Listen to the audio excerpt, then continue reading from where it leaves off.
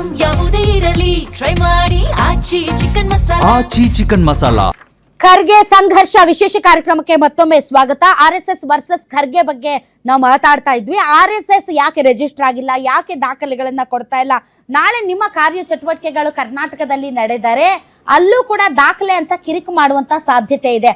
ಮತ್ತು ನಮ್ಮ home minister ಕೇಳಿದ ಪ್ರಶ್ನೆಗೆ ಭಾಗವತ್ ಅವರು ರಿಯಾಕ್ಟ್ ಮಾಡ್ತಾರೆ, ನಾವು ಹೇಳುವಂತಹ ಯಾವುದೇ ಪ್ರಮೇಯ ಇಲ್ಲ, ಇದು ಪೊಲಿಟಿಕಲಿ ಮೋಟಿವೇಟೆಡ್ ಅಂತಾರೆ ಅಂತ. So Basavaraj Itnal sir, it's political motivated ಅಂತಂದ್ರೆ ಇವ್ರು ಬೂತ್ ಲೆವೆಲ್ ಎಲ್ಲ ಕೆಲಸ ಮಾಡ್ತಾರಂತಲ್ಲ, ಯಾಕೆ ಮಾಡ್ಬೇಕು ಮತ್ತೆ? It's not a political organisation or political motivated ಅಲ್ಲ ಅನ್ನೋದಾದ್ರೆ ಬೂತ್ ಲೆವೆಲ್ ಅಲ್ಲೂ ಕೂಡ ಸಂಘದ ಸದಸ್ಯರು ಕೆಲಸ ಮಾಡ್ತಾರೆ ಅಂತ ಎದೆ ತಟ್ಕೊಂಡು ಹೇಳ್ತಾರಲ್ಲ, ಮತ್ತೆ ಅದ್ಯಾಕೆ ಸಪೋರ್ಟ್ ಬಿಜೆಪಿ? ಬೂತ್ ಲೆವೆಲ್ ಮಾತ್ರ ಅಲ್ಲ, ಇವರು ಗಂಡ ಹೆಂಡತಿ ಸಮಸ್ಯೆನ ಬಗೆಹರಿಸಕ್ಕೆ ಹೋಗ್ತಾರೆ, ಅದು ಬೇರೆ ಮಾತು ಬಿಡಿ.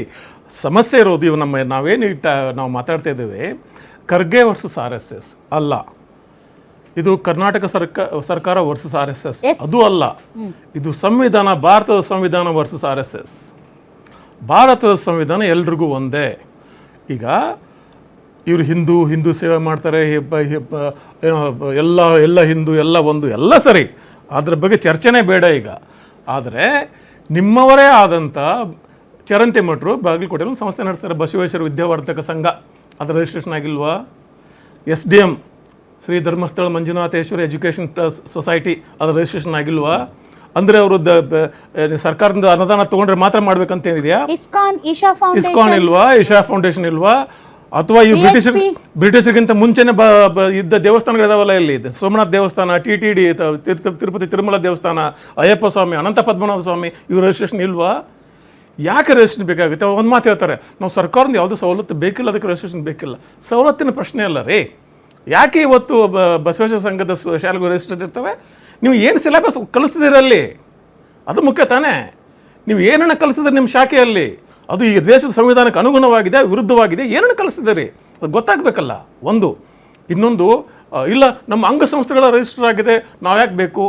ಭಾಳ ಬ್ಯೂಟಿಫುಲ್ ಎಕ್ಸಾಂಪಲ್ ಅಂದರೆ ಇಲ್ಲಿ ಈ ದೇಶದ ಟಾಟಾ ಕಂಪನಿಗಳು ಇವತ್ತಿನ Tata motors, Tata iron and steel, Tata electric, Tata motors, ಇವೆಲ್ಲ ರಿಜಿಸ್ಟ್ರೇಷನ್ ಆಗಿದೆ. ಇದರ ಹೋಲ್ಡಿಂಗ್ ಕಂಪನಿ ಇಲ್ಲ, ಇದರ ಯಜಮಾನಿ ಯಾರು? ಟಾಟಾ ಟ್ರಸ್ಟ್, ಅದು ಕೂಡ ರಿಜಿಸ್ಟ್ರೇಷನ್ ಆಗಿದೆ. ಹೀಗಿರುವಾಗ ನೀವು ಹೋಲ್ಡಿಂಗ್ ಅಂತ ಇಟ್ಕೊಳ್ಳಿ, ನೀವು ಹೋಲ್ಡಿಂಗ್ ಟ್ರಸ್ಟ್ ಅಂತ ಇಟ್ಕೊಳ್ಳೋಣ RSS, ನಿಮ್ಗೆ ಯಾಕೆ ರಿಜಿಸ್ಟ್ರೇಷನ್ ಬೇಡ? ರಿಜಿಸ್ಟ್ರೇಷನ್ ಬೇಡ ಅನ್ನೋದಕ್ಕೆ 1000 ಕಾರಣ ಇದ್ದಾವೆ, ಮಾಡಿಕೊಡೋದಕ್ಕೆ ಒಂದೇ ಒಂದು ಕಾರಣ ಸಾಕು. 100 ವರ್ಷ ಕೇಳಿಲ್ಲ, ಹೌದ್ರಿ? 200 ವರ್ಷ ಬ್ರಿಟಿಷ್ನ ಯಾರು ಕೇಳಿರಲಿಲ್ಲ, ಕೇಳಿದ್ವಾ? ಮತ್ತೆ ಯಾಕೆ ಕೇಳಬಾರ್ದು? 100 ವರ್ಷ ಯಾರಾದ್ರೂ ಕೇಳಿದ್ರ ಬ್ರಿಟಿಷ್ ಯಾಕಪ್ಪ ಬಂದ್ರೆ ಇಂಡಿಯಾದಾಗ ಅಂತ ಕೇಳಿದ್ರು ತಾನೆ. ಆಮೇಲೆ ನೀವು ಸರ್ ಅವರ ಪರಿಕಲ್ಪನೆ ಏನು ಸರ್? ಹಿಂದೂ ರಾಷ್ಟ್ರ, ಸೊ ಹಿಂದೂ ರಾಷ್ಟ್ರಕ್ಕೋಸ್ಕರ ಹೋರಾಡುವವರು, ರಾಷ್ಟ್ರೀಯತೆಯ ಚಿಂತನೆಯಲ್ಲಿ ಯುವಕರಲ್ಲಿ ರಾಷ್ಟ್ರ ಪ್ರೇಮವನ್ನು ಬೆಳೆಸುವವರು, ರಾಷ್ಟ್ರೀಯತೆಗೋಸ್ಕರ ಸದಾ ಸಿದ್ಧವಾಗಿರುವವರು, ಅವರನ್ನ ಪ್ರಶ್ನೆ ಮಾಡೋದು ಹಿಂದೂ ಧರ್ಮವನ್ನೇ ಪ್ರಶ್ನೆ ಮಾಡಿದ ಹಾಗೆ. ಈಗ ನಾವು ಭಾರತವನ್ನ ಕಟ್ಟಿ ಆಗಿದೆ, ನೀವು ಸೆಪರೇಟ್ ಆಗಿ ಹಿಂದೂ ರಾಷ್ಟ್ರ ಕಟ್ಟಬೇಕಾದ್ರೆ ಯಾವ್ದೋ ಒಂದು ಅಂಡಮಾನ ನಿಕೋಬಾರ್ ಯಾವ್ದೋ ಒಂದು ದ್ವೀಪ ನೋಡ್ಕೊಳ್ಳಿ, ನಮ್ ಯಾರು ನಿತಿನ ಸ್ವಾಮಿ ಕೈಲಾಸ ಅಂತ ನೋಡ್ಕೊಂಡ್ಬಿಡಿ, ಡಿಕ್ಲೇರ್ ಮಾಡಿದ ನಾವು ಹಿಂದೂ ರಾಷ್ಟ್ರ ಇದು ಅಂತ ಹೇಳಿ. ಇದು ಭಾರತ ಸಂವಿಧಾನದ ಪ್ರಕಾರ ಜಾತ್ಯತೀತ ಸರ್ವ ಜನಾಂಗದ ಶಾಂತಿಯುತ ಡಿಕ್ಲೇರ್ ಮಾಡಿ ಆಗಿದೆ. ವಿವಿಧತೆಯಲ್ಲಿ ಏಕತೆ, ವಿವಿಧತೆ ಇಲ್ಲಿನ ಮೂಲ. ವಿವಿಧತೆ ಇಲ್ಲದೆ ಇಲ್ಲಿ ಏಕತೆ ಇಲ್ಲ. ಇಂಥದ್ರಲ್ಲಿ ಹಿಂದೂ ರಾಷ್ಟ್ರ ಮಾಡ್ತೇನೆ, ಮತ್ತೊಂದು ಮಾಡ್ತೇನೆ, ಅದಕ್ಕೋಸ್ಕರ ನಿಮಗೆ ಭಯ ಇದೆ. ಈಗ ನಮ್ಮ ಸಂವಿಧಾನ ಇಲ್ಲ, ಸರಿ. ಇನ್ನೊಂದು ಕಾರಣ ಏನಂದ್ರೆ, ನೀವು ಸಂವಿಧಾನ ಕೊಟ್ಟಿದೀವಿ ಅಂತ ಅವ್ರು ಹೇಳ್ತಾ ಇರೋದು. ಕೊಟ್ಟಿದ್ದೀರಿ, ಅದು ಏನು ಕೊಟ್ಟಿದ್ದೀರಿ? ಇನ್ನೊಂದ್ಸರ್ತಿ ಕೊಡಿ. ಕರ್ನಾಟಕ ಸರ್ಕಾರಕ್ಕೆ ಯಾಕೆ ಕೊಡಬಾರ್ದು? ಮಲ್ಟಿನ್ಯಾಷನಲ್ ಕಂಪನಿ ಬರ್ತದೆ ಇಲ್ಲಿ ದೊಡ್ಡ ಮಲ್ಟಿ IBM ಬರ್ತದೆ. IBM ಇಲ್ಲಿ ಕೊಡಲ್ವ? ಇಲ್ಲಿ ಸರ್ಕಾರಕ್ಕೆ ನಮ್ಮ ಏನು ಅಂತೇಳಿ MOA ಮೆಮೊರಂ ಆಫ್ ಅಸೋಸಿಯೇಷನ್ ಕೊಡಲ್ವಾ? ಕೊಡಿ, ನಮ್ಗೊಂದು ಕಾಪಿ ಕೊಡಿ, ಏನು ನೋಡೋಣ. ಅದೇನಿದೆ ಅದರಲ್ಲದೇ ನಿಮ್ಮ ಸದಸ್ಯತ್ವದ ರಿಜಿಸ್ಟರು, ಇದು ಹಣಕಾಸಿನ ವಿಚಾರ ಆಮೇಲೆ ನೋಡೋಣ. ನಾವು ಸದಸ್ಯತ್ವದ ದಾಖಲೆಗಳು, ಎಷ್ಟು ಜನ ಸದಸ್ಯರಿದ್ದಾರೆ, ಎಲ್ಲೆಲ್ಲಿದ್ದಾರೆ ಸರ್. ಈಗ ಉದಾಹರಣೆಗೆ ಸರ್, ನಮ್ದು ಗಣೇಶ್ ಗುಡಿ ರೀ ಸರ್, ಮೊದಲು ಇದಿರ್ತಿರ್ಲಿಲ್ಲ, ಟಿವಿಗಳು ಇರ್ತಿರ್ಲಿಲ್ಲ ಅಷ್ಟೊಂದು. ನಮ್ಗೆ ಅಲ್ಲಿ ಪಿಕ್ಚರ್ ಹಾಕೋರು, ನಮ್ದು KHUP ಹೈಸ್ಕೂಲ್, ಇದು ಪ್ರೈಮರಿ ಸ್ಕೂಲ್ ಮುಂದೆ ಪಿಕ್ಚರ್ ಹಾಕೋರು, ಯಾರು ಬೇಕಾದ್ರೂ ಬರ್ಬೋದು, ಕುಂತು ನೋಡ್ಬೋದು, ಆಮೇಲೆ ಬೋರ್ ಆದ್ಮೇಲೆ ಎದ್ದು ಹೋಗ್ಬೋದು ಹಾಸಿಗೆ ಸಮೇತ. ಹಂಗೆ ಇದು ನಿಮ್ಗೆ ಇಷ್ಟ ಇದ್ರೆ ಬರ್ಬೋದು, ಇರಬಹುದು, ಹೋಗ್ಬೋದು.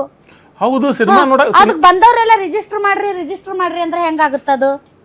ಅಲ್ಲ, ನೀವು ದಿನಾಲು ತೋರಿಸದೆ ಮಾಡಬೇಕು.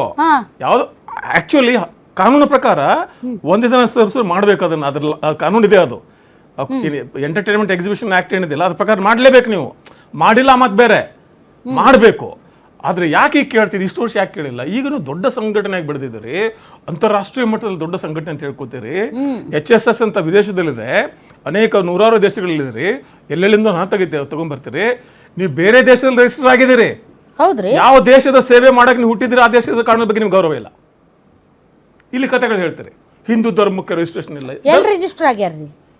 ಲಂಡನ್ ಅಲ್ಲಿ ಇದೆ ರಿಜಿಸ್ಟ್ರೇಷನ್, ನ್ಯೂಯಾರ್ಕ್ ಅಲ್ಲಿ ಇದೆ, ಅಮೆರಿಕದಲ್ಲಿ ಇದೆ. RSS ಎಸ್ HSS.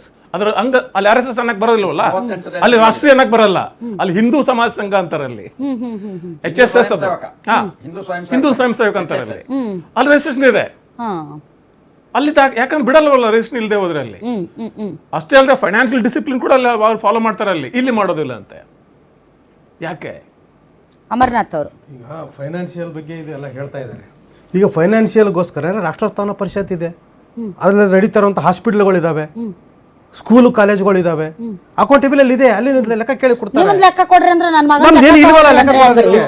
ಅಲ್ಲ ನಮ್ದು ನನ್ನ ಏನಿದೆ ಕೊಡ್ರಿ ಅಂತ ಲೆಕ್ಕ ಕೊಡ್ಬೇಕು. ಅಂತಂದ್ರೆ ನನ್ನ ಮಗನ್ ತಗೊಳ್ರಿ, ನನ್ನ ಮಗಂದು ನಂದು ಒಂದೇ ಅಂತ ಮೇಡಮ್, ನಮ್ದು ಏನು ಇಲ್ವಲ್ಲ ಲೆಕ್ಕ ಕೊಡಕ್ಕೆ. ಬೆಳಿಗ್ಗೆ ಹೋಗಿ ಅಲ್ಲಿ ಒಂದು 4 ಜನ ಖೋ ಕಬಡ್ಡಿ ಆಡಿದ್ರೆ ಅದಕ್ಕೆ ಲೆಕ್ಕ ಕೊಡ್ಬೇಕಾ?